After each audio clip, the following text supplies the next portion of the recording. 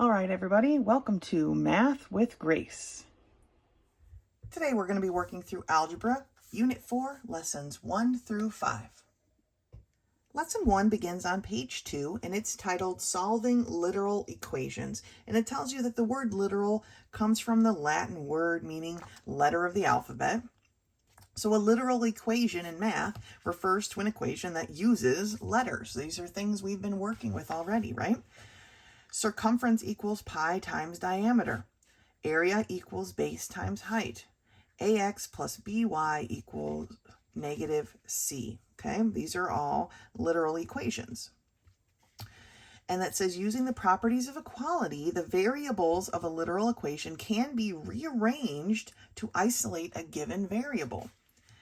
This is the formula for distance, right? Distance equals rate times time. Well, we can manipulate the equation to see that rate is equal to distance divided by time, and time is equal to distance divided by rate. All we're doing is solving for what it is we want to find, okay? Using that formula. It says here, when transforming literal equations, always perform operations on both sides of the equal sign. Just like when we solve for x, we want to do our operations on both sides of the equal sign. It's the same thing for these types of equations. So looking at here, example 1, we have the equation for perimeter, okay? So the perimeter equation is that perimeter is equal to 2 times the length plus 2 times the width, and they want you to solve for W. So even though there's other letters in this equation, we are solving for W in the exact same way we would solve for X normally in any other equation. This here is the outlier, so the first thing we're going to do is eliminate it by doing the opposite. Right here it's positive, we're going to do the opposite and subtract on both sides of the equal sign. And that brings us here. 2 is being multiplied by W, we're going to do the opposite and divide by 2 on both sides. We get the W by itself. Now they wrote it like this. I wouldn't normally write it that way. I would normally probably write it P divided by 2 minus L equals W, because if you look, 2 over 2 here can be reduced to 1, but they're trying to keep them all under or all over the 2, okay? But it can actually be reduced and written like this. I like to divide each part individually rather than the whole thing, or each part individually like I did here rather than the whole thing as a chunk. Here's a synopsis of the steps that you need to go through to solve these. Let's take a look at another example here on page 3. On page 3 here, for example 3, they want us to solve the equation area of a circle, or area equals pi r squared, for r. Now I want to go over this example specifically because we're not solving for r squared, we're solving for r. But first thing we need to do is see that pi is being multiplied by r, so we're going to do the opposite and divide on both sides. But then we're left with this r squared. To simplify an r squared, we have to take the square root of both sides. And when we take the square root of both sides, we get our r by itself now, but then we have it equal to a radical. And that's okay, that's just what the answer is going to be. So anytime we have something squared, but we're solving for an individual, one part of it, we have to take a square root. Okay, sometimes it will reduce, we've been learning that, but sometimes it won't. So let's take a look at some of these problems here on page 3. We've got to solve the equations for the specified variable. C equals PD, and they want us to solve for D. Well, D is being multiplied by P, so we're going to do the opposite and divide, so that D equals C over P. Okay, that one was pretty straightforward. Number 2 reads that the area equals length times width, and they want us to solve for width. Well, length is being multiplied by width, so we're going to do the opposite and divide both sides by length, okay? It cancels out here, so we have that width is equal to area divided by length, okay?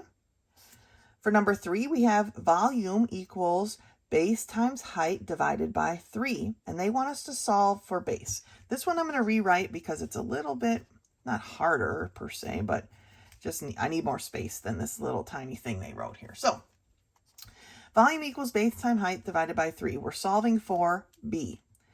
First thing I need to do is get rid of this denominator of 3. And to do that, since it's being divided, we're going to do the opposite and multiply both sides by 3. Okay? So we end up with 3 volume, or 3v equals b times h, right? Well, the b is being multiplied by h, so we're going to do the opposite and divide. We see that the h's become a 1 and cancel out, so b is equal to 3v over h. Okay? So this one we had to multiply first to get our answer, right? Number 4, interest equals principal times rate times time. They want us to solve for time. Well, time is being multiplied both by principal and rate, so we're going to do the opposite and we're going to divide by both principal and rate. Okay? They both cancel out, and we're left with time equal to interest divided by principal and rate. All right? Let's do a couple more here. Number 5, area equals 1/2 base times height. That is the area formula for a triangle. They want us to solve for height. Again, I'm going to rewrite this one because we got a little bit of multiplying to do. Base times height. Okay, first thing I want to do is get rid of this coefficient, or eliminate the coefficient, right? Multiplying something by 1/2 is the same as dividing it by 2. And to eliminate this multiplying by 1/2, we're going to multiply the whole thing on both sides by 2, because 2 over 2 is 1, and that's what we're looking for, right? They cancel each other out. So we're left with 2a is equal to bh.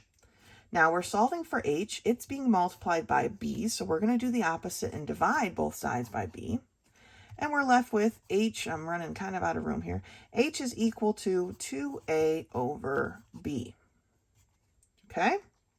Now, we've got a couple here, 6, 7, 8. I'm going to do 7 and 8, where they want us to solve for either x or y.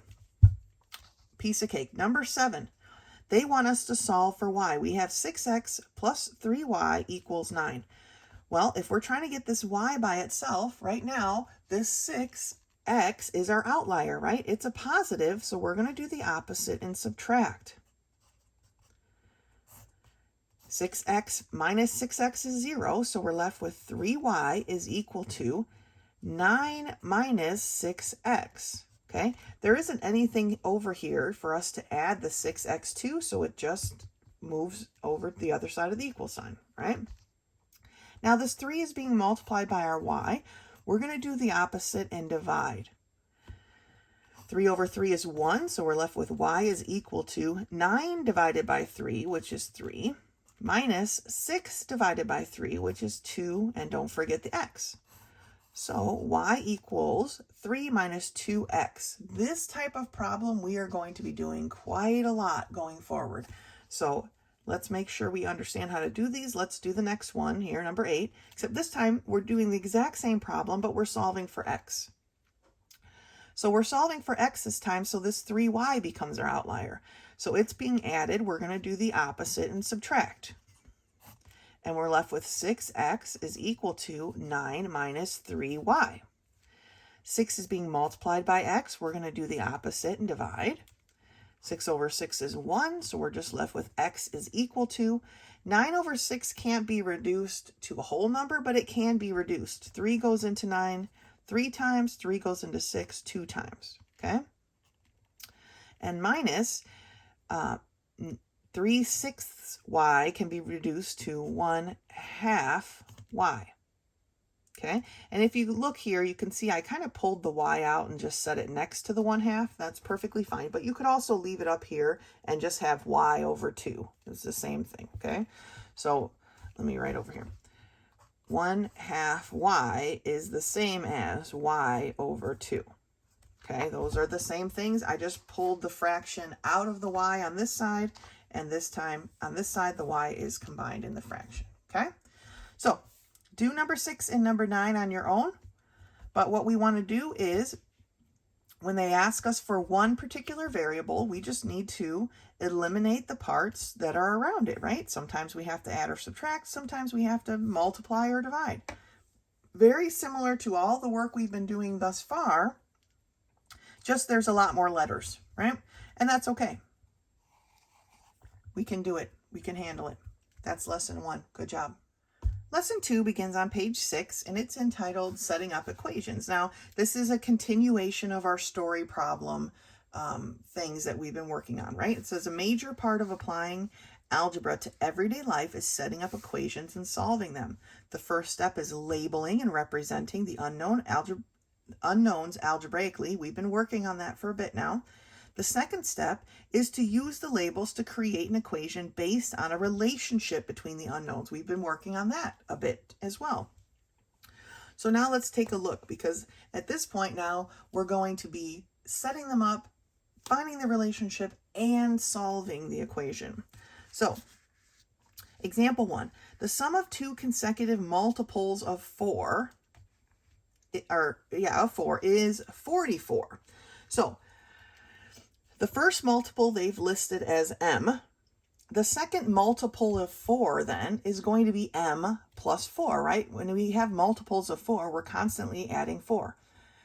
We have 4, which is our first multiple of 4, right? Then we add 4 to get 8, and we add 4 to get 12, and we add 4 to get 16. So their second multiple is going to be m plus 4.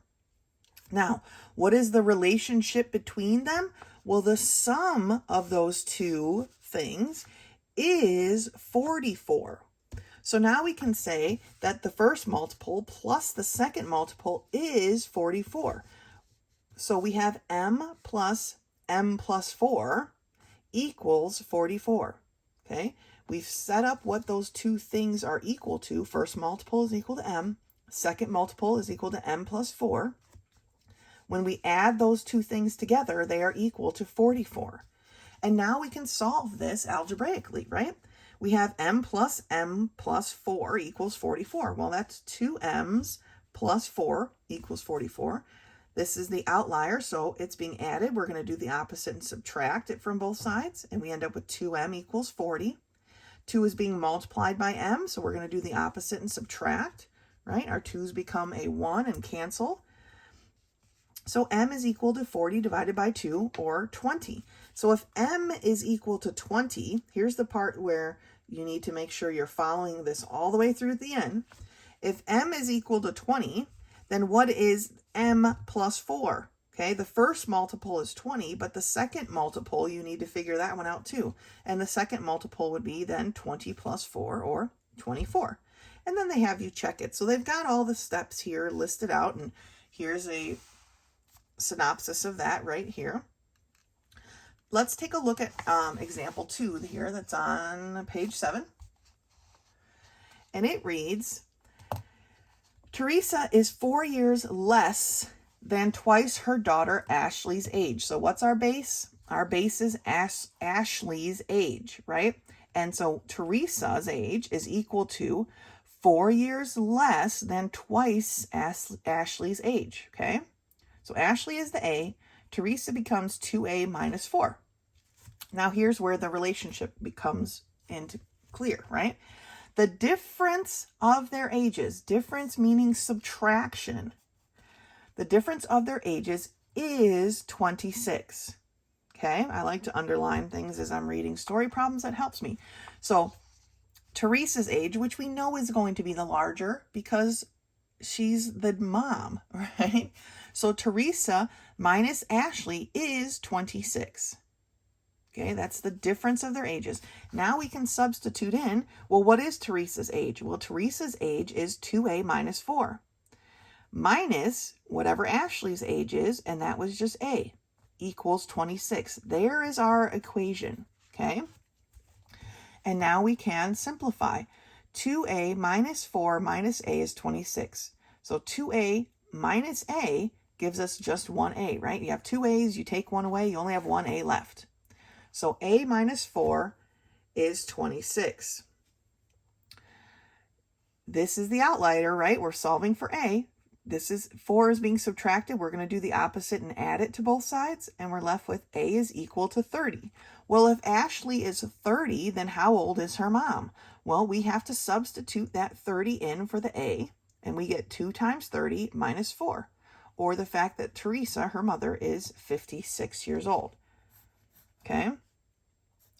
And then they have, you can check it, right? Is 56 minus 30 really 26? And it is. So let's take a look at a couple of these problems. So question number 1 on page 7 reads that Stephen planted 7 fewer acres of corn than Russell. Right away, from that sentence, we know that Russell is our base, and it actually tells us right here, use X for Russell, right? So they kind of give it away anyway. So Russell is our base. He is going to be our X. So what then is Stephen? Okay. Well, if Russell's my X, then Stephen planted 7 fewer acres of corn than Russell. So Stephen is an X minus 7, right? He's 7 less than Russell. And that's how that's represented. Looking at the next sentence, it says, together they planted a total of 73 acres. Together implies adding, okay? So together, we've got Russell plus Stephen equals 73 acres. And they want to know how many acres did each of them plant? Well, Russell is represented as my X. I can do right here, right? Plus Stephen, which is my X minus 7, is going to equal 73. So I have X plus X minus 7 equals 73. X plus X is 2X minus 7 equals 73. I'm solving for X here. This negative 7 is my outlier. It's negative, so we're going to do the opposite and add. So we're going to add 7 to both sides. We get 2X. Negative 7 plus 7 is 0, so they're gone. 73 plus 7 is 80. 2 is being multiplied by X. We're going to do the opposite and divide, and we get that X is equal to 40. So Russell planted 40 acres, right? So how many acres did Stephen plant? Well, Stephen planted 40 minus 7, right? Or 33. So Stephen planted 33 acres and Russell planted 40. You want to make sure when you're answering these questions that you use your unit of measure, and their unit of measure is acres, okay? So Russell planted 40 acres, Stephen planted 33 acres. If you just write 40 and 33 on a piece of paper, I'm not going to know. Yes, you may have got the numbers right, but I don't know if you set up your problem correctly. I need to see the proper labels. Russell's planted 40 acres, Stephen planted 33 acres, okay? I need to see your story problems answers represented properly. All right, let's turn the page and do some more. All right, so question 2 on page 8 reads that the sum of 3 consecutive even numbers is 120. So that sentence right there tells us a whole bunch, tells us everything, basically. It's asking what are the numbers. Use X for the first integer. So we've got the first integer being X. Now, they give us a hint, even numbers different by 2. So the second even number then is going to be X plus 2. And the third is going to equal X plus 4. Okay, it's not another X plus 2. We're starting here. So this got us 2 places. Now we need to get 4 places to get to the next even number, right? 2, 4, 6, 8, so on. And this first sentence here told us that their sum, remember, which we're adding, is 120. So we're going to add up the first plus the second plus the third are going to equal 120. So what does that look like with our representation, our algebraic representations? Well, the first is X plus the second, which is X plus 2, plus the third, which is X plus 4, equals 120. All right. Now we can solve this. X plus x plus x is 3x's, right? 2 plus 4 is 6 equals 120. The 6 is my outlier. It's positive. We're going to do the opposite and subtract. 6 minus 6 is 0, so they're gone. 3x is equal to 120 minus 6, which is now 114. 3 is being multiplied by x. We're going to do the opposite and divide. 3 over 3 is 1, so that cancels itself out. And we find that x is equal to 38. Okay, 114 divided by 3 is 38. So now we know that our first integer is equal to 38, right? So what's our second? Well, it's equal to 38 plus 2. I'm not even going to bother writing it out. 38 plus 2 is 40. And the third integer is 38 plus 4, or 42. Now, when you check your work, it's pretty simple. Do I have even numbers? 38, 40, 42. Yes. Are they consecutive? If you were counting by twos, would you go 38, 40, 42? Yes. Good job. Then we did that one correctly. Let's take a look at number 3. The sum of the first and last of 3 consecutive integers is 64. Now this problem is slightly different. They want us to use x for the first integer, which is fine. So here we have 3 consecutive integers, right? So we have a first again, except consecutive means we're not skipping one. We're not doing even. They want just like 1, 2, 3 kind of thing. So if our first is x, then our second is equal to x plus 1, and our third is equal to x plus 2. Okay, we're going up 1 each time. Now, the question says the sum of, which we know as addition, the first and the last. The first and the last. They don't want this one here in between. And their sum is 64. So we've got the first plus the third is equal to 64. So let's write in what these represent. The first is represented by an x, plus the third, which is an x plus 2, is equal to 64. Okay? This time, even though we have 3 consecutive integers, they only want the first and the last. So x plus x is 2x plus 2 equals 64. The 2 is my outlier. It's being added, so we're going to do the opposite and subtract. 2 minus 2 is 0, so it's canceled out, and we're left with 2x is equal to 64 minus 2, or 62. 2 is being multiplied by x. We're going to do the opposite and divide on both sides. 2 over 2 is 1, so we're left with x is equal to 62 divided by 2, or 31. So they don't even tell us here. They're not even asking what specifically they want us to solve for. Like here it says, what are the numbers? The sum of the first and last of 3 consecutive integers is 64. They forgot to put what are the integers, right? But the first is equal to 31. That's what we solve for, x. The second is equal to 31 plus 1, or 32. And the third is equal to 31 plus 2, or 33.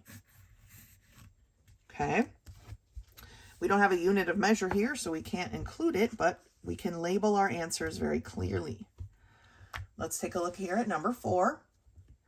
The sum of 3 consecutive multiples of 3 is 108. What are the numbers, and how far apart are multiples of 3? We looked at that when we looked at one of the examples, right, where they did multiples of 4.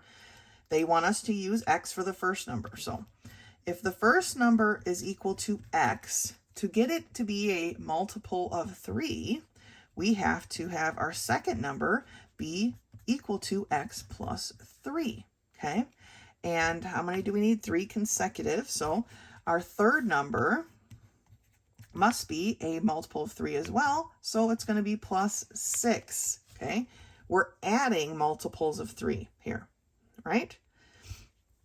This first number, say it was a 3. 3 plus 3 is 6. 3 plus 6 is 9, right? So we're getting those multiples of 3. Now, the sum, meaning we add them together, of all 3 is 108. So the first plus the second plus the third is equal to 108. All right, now let's substitute in our equation parts, right? Our substitution, our algebra parts. The first is our x, plus the second is x plus 3, plus the third, which is x plus 6, equals 108. So we have x plus x plus x is 3 x's. 3 plus 6 is 9, and that equals 108. All right, we're solving for x. We have to get rid of this outlier first. 9 is being added, so we're going to do the opposite and subtract from both sides. 9 minus 9 is 0, so they cancel each other out.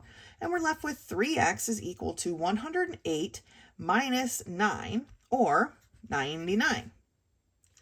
3 is being multiplied by x. We're going to do the opposite and divide. 3 over 3 is 1, so that we don't have to represent. Kind of cancels itself out. 99 divided by 3 is equal to 33. So our first number is 33. That says then that our second number is equal to 33 plus 3, right, or 36. And our third number is equal to 33 plus 6, or 39. So are these consecutive multiples of 3? 33, 36, 39, they are? Good job. All right, we've got one more. Yes, I'm doing them all with you because I know some people have issues with story problems. There'll be another one, at least one, at the end of the lesson that you can try on your own. But let's take a look at number 5. The length of Rebecca's garden is 7 feet less than twice its width. So we're dealing with lengths and widths here, okay? So width is my base, and it says right here, use W for width. So width is my base, and it's equal to, oh, I wrote X when they just use a W. It's equal to W, right? So what is our length then? And it says the length of Rebecca's garden is 7 feet less than, so minus 7, twice the width, 2W. So 7 feet less than twice the width. So we take twice the width and then subtract 7. Then the next sentence tells us that the sum, which is adding, of the length and the width is 83. So width plus length equals 83. And we kind of represent length L as a cursive L when we just write the L part. Because if you just put like an L like this, it looks like a 1 and it can be misconstrued. So when they use just the letter L in math, it's usually in cursive, just so you know. So what are our algebraic representations? Well, our algebraic representations of width is a W, right? Plus the algebraic representation for length is 2W minus 7. And all that is equal to 83. Now, W plus 2W is 3Ws, right? Minus 7 equals 83. 7 is being subtracted here, so we're going to do the opposite and add, because we're trying to cancel it out, right? Negative 7 plus 7 is 0, so it's canceled. 83 plus 7 is 90. 3 is being multiplied by W, so we're going to do the opposite and divide. 3 over 3 is a 1, so we're just left with W equal to 90 divided by 3, or 30. So we know that our width is equal to 30 feet. Okay, I was going to say, is there a unit of measure here? And there is right there. And therefore, our length is equal to 2 times 30 minus 7, right? 2 times the width, which is 30, minus 7. Well, 2 times 30 is 60, minus 7 tells us that our length is 53 feet. Okay? Our width is 30 feet. Our length is 53 feet. If we add those two things together, we get 83. Okay? So the technique here, find your base. Right now, they seem to be telling us what it is in every single problem. It's a little annoying, but they're trying to help you out. Then we set up the relationship between our two parts, right? For this one, it was width and length. Width was our base, and the length was based off of that. That's why we call it the base, right? Then we set up the relationship that they have together, all right? Added together, they were 83.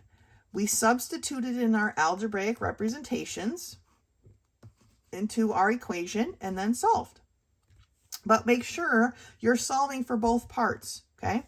It says, what is the length and the width? They want both answers. Sometimes they may only ask for one, so pay attention to your instructions. That's lesson 2. Great job. Lesson 3 begins on page 11, and it's simplifying radicals with variables. So we talked about simplifying radicals last week. And it says to simplify a radical that contains a variable, we want to extract all the variables that are perfect squares, okay? How many pairs do we have here? We've got 1, 2, 3, 4. So we can extract an x to the 4th. And then they want you to notice that dividing the exponent of the radicand, which is this part in here, right, by the index of the radical, which in this one is a square, so it's a 2. We don't show the 2, remember, because we use square roots so often, but it is a 2. And that automatically gives us the number of perfect squares. So for this example, x to the square root of x to the 8th, if you take that 8 and divide it by 2, which is the little index that would be normally here, you get 4. And so your answer is x to the 4th. Same problem, right? But sometimes they're not always going to be perfect. And when they don't, the quotient will have a remainder, right? 9 divided by 2 is 4, but there's 1 left over, right? The remainder is the exponent for the variable that remains behind. Okay, remainder remains behind, okay? It stays inside the radical. So we end up with x to the 4th times the square root of x to the 1 power, or just the square root of x, okay? And simplifying cube roots is exactly the same, except our index is 3, so we divide by 3. So let's take a look, turn the page and take a look at a bunch of these. Okay, looking at the top of page 12, number 1 is the square root of w to the 4th. Well, the square root, remember, our index is going to be a 2. So if we take 4 divided by 2, we get 2, right? Even number. So this is going to be equal to w squared. Okay, we have 2 w's we're pulling out. Well, not 2 w's, but we're squaring the w that we pull out, right? So for number 2, we have the square root of y to the 6th. Square root tells us that our index is a 2. So 6 divided by 2 is equal to 3. So we pull out that y, and it's going to have an exponent of 3, y to the 3rd. For number 3, we have the square root of x to the 16th. Again, we're going to divide that by 2, which equals 8. So when we pull our x out, it's going to have an exponent of 8, x to the 8th power. For number 4, we have the square root of r to the 100th power. Well, again, we're still dividing that by 2, and that gives us 50, right? So our answer is r to the 50th power. Every time we divide and get an answer, that's the exponent for the outside, the radical sign, right? All of these are working out even so far. Number 5 is the cubed root of x to the 3rd. Well, 3 divided by 3 is equal to 1, right?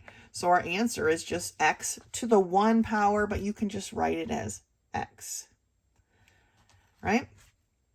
Number 6 is the cubed root of 9, oh my gosh, the cubed root of y to the 9th power.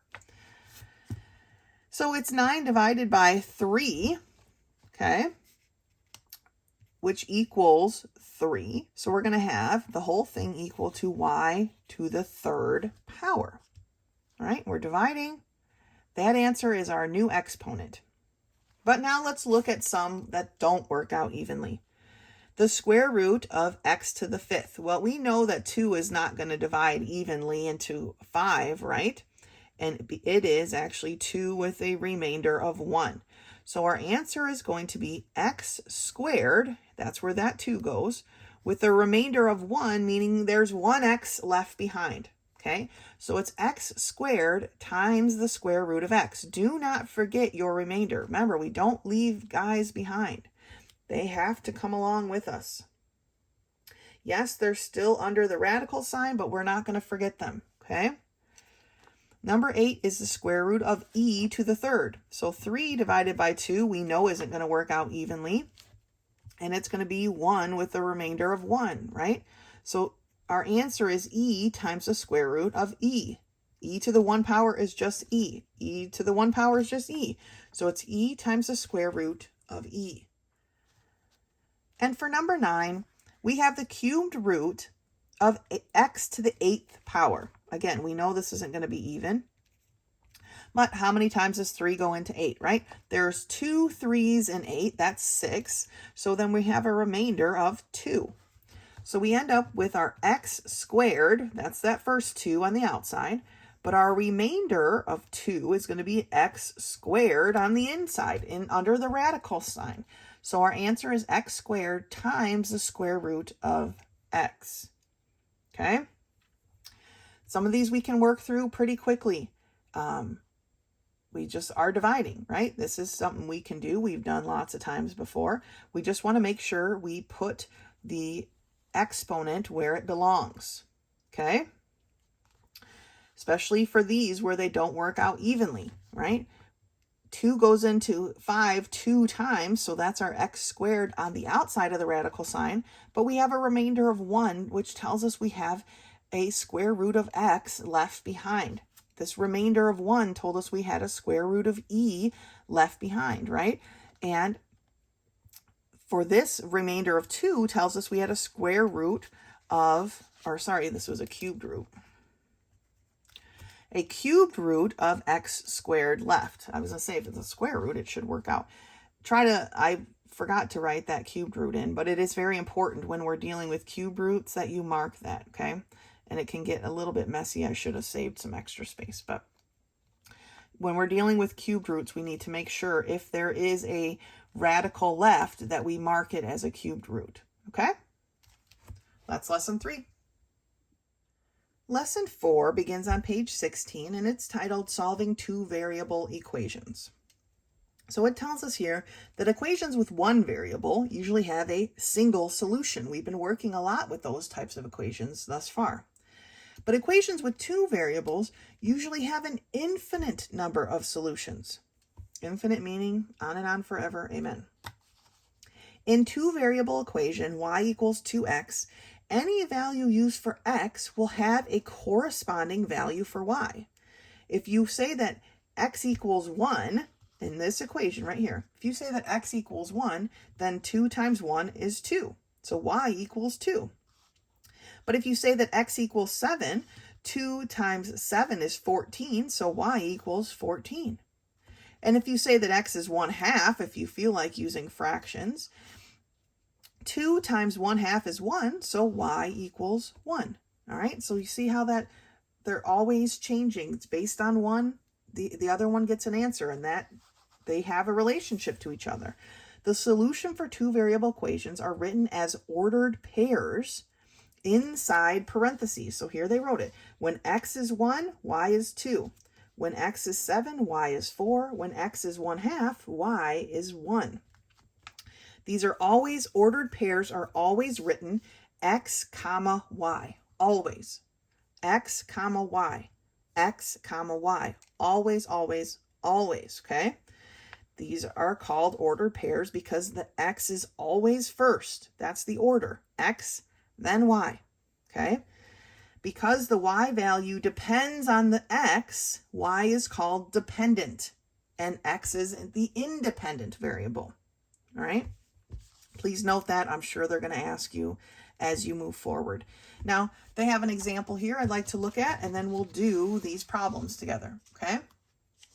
So here for example 1, they want you to find the solutions for y equals 3x plus 15 when x is 0, 1, and 5. Now, they've written them out, which is fine. We're going to do it slightly different when we work on ours, but that's okay. Let's just go through it for now. So when x is 0, right, that's our first term they want us to use, you substitute that 0 in the equation where there's an x. So it becomes 3 times 0 plus 15. Well, 3 times 0 is 0, right? It cancels itself out. So y equals 15. So our ordered pair then is 0, comma 15. That's one ordered pair. Looking at the next problem, we have what about when x is 1? Well, when x is 1, y equals 3 times 1 plus 15. 3 times 1 is 3, so 3 plus 15 is 18. Y equals 18. So our ordered pair becomes when x is 1, y is 18.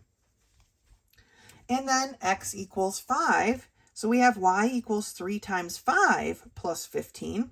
Well, 3 times 5 is 15, so 15 plus 15 is 30, y equals 30. So our ordered pair is when x is 5, y is 30. Those are the three ordered pairs that we can solve for here. Now, obviously, like we said, there's an infinite number of ordered pairs, but they're only going to have us solve for 3. Praise Jesus for that. So let's take a look at the top of page 17 here at some of these problems. So looking at number 1, they give us something here that they didn't quite explain. And what they did here was give us the equation 4x plus 4y equals 12. To properly solve these equations, we really need to have it in the y equals something form. So first thing we have to do for this one, and it's the only one that's like that, is we have to solve for y. All right? To solve for y, 4x becomes my outlier. It's a positive 4x, so I'm going to do the opposite and subtract it on both sides. 4x minus 4x is 0 on that side, so we have 4y is equal to 12 minus 4x. Well, 4 is being multiplied by y. We're going to do the opposite and divide, but we have to divide every term, okay? 4 over 4 is 1, so we're just left with y is equal to 12 divided by 4 is 3, minus 4 divided by 4, which is just 1, so it becomes a minus x. Now we can actually solve here, and this is how I like to do it. You can do it how the example was if you choose, but this is how I like to do it. Okay, and they want us to solve for when x is 0, when it's a 1, and when it's a negative 1.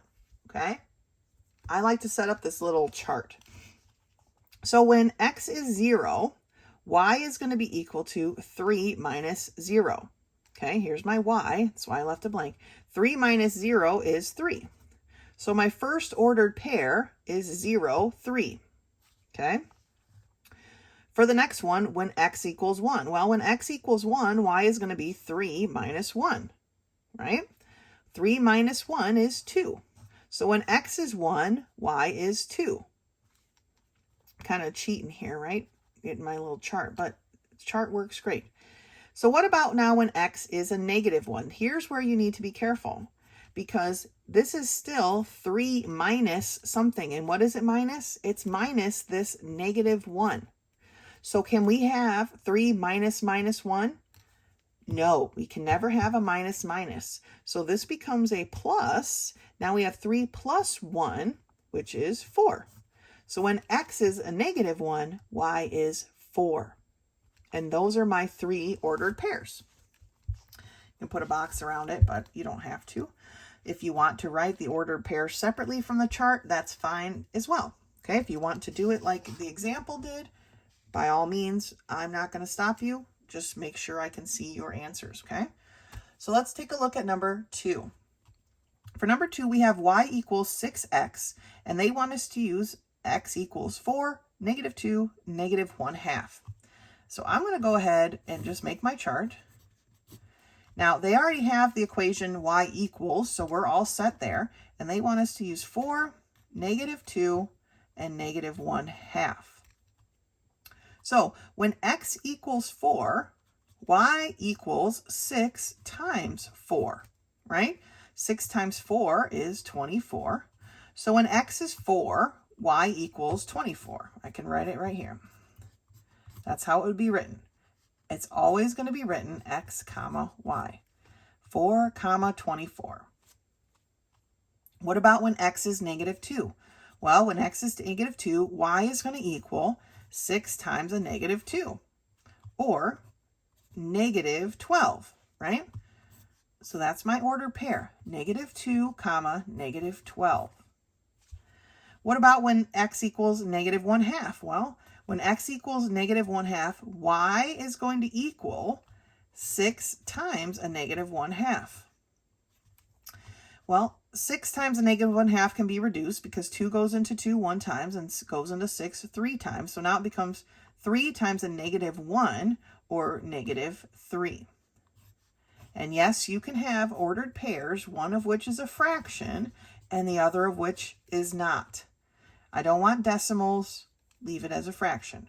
Okay, so the third ordered pair was -1/2 comma -3. Okay, let's look at number 3. For number 3, we have y equals -3x plus 2, and they want us to solve for x with 0, 2, and 1/3, or -1/3. I'm going to get my chart set up, and I have 0, 2, -1/3. So when x is 0, y is going to equal -3 times 0 plus 2. That's our equation, right? Well, -3 times 0 is 0, so we're just left with 2.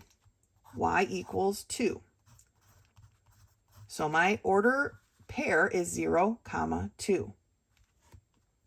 For the next one, we have, what if x is 2? Well, when x is 2, y is going to equal -3 times 2 plus 2, or -3 times 2, which is -6, right, plus 2. I don't want to take up too much room. -6 plus 2 gives me a -4, right? If we go down 6, but we fill in 2, we're at -4.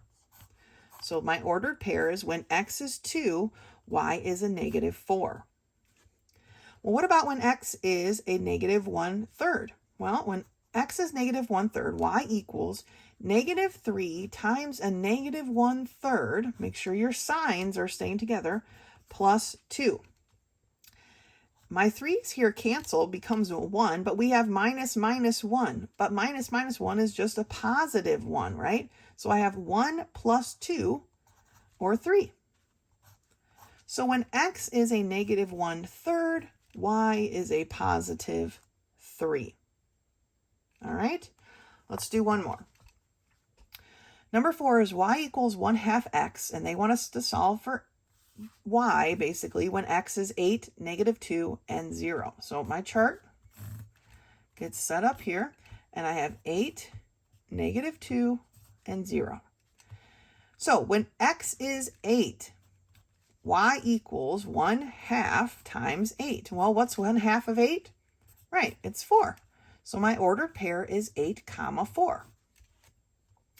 Well, what about when x is a -2? Well, what is 1/2 of a -2? Well, my 2's cancel, right? Because 2 over 2 is 1. So I just have 1 times a negative sign, or a -1. So when x is a -2, y is -1. What about 0? 0 is always the best one. 1/2 times 0 is 0. So when x is 0, y is 0. And 0, 0 is the origin point, and it's my favorite ordered pair because it looks like an owl. Ooh, okay. All right, so 0, 0, it just happens to be the third ordered pair, and my very favorite. Okay, so when we're using and solving these two variable equations, these three were already set up in the correct form, but this one wasn't. First thing we have to do is make sure we have a y equals something, and the y cannot have a coefficient over 1, right? The coefficient has to be 1. So y equals something, and then we just substitute the values they've given us for x into the equation each time and find out what the y would be. If x is 0 here, y is 3 minus 0, or 3. Okay, and so we just solve each one. The chart I like to use, like I said, if you don't want to use the chart and you want to write it all out like they did in example 1, by all means, go ahead and do that. I'm kind of doing it right here off to the side. So if the chart is easier for you, then go ahead and use the chart. That's lesson 4. If you have any questions, please feel free to contact me, or you can meet me in my office hours. Otherwise, until next time.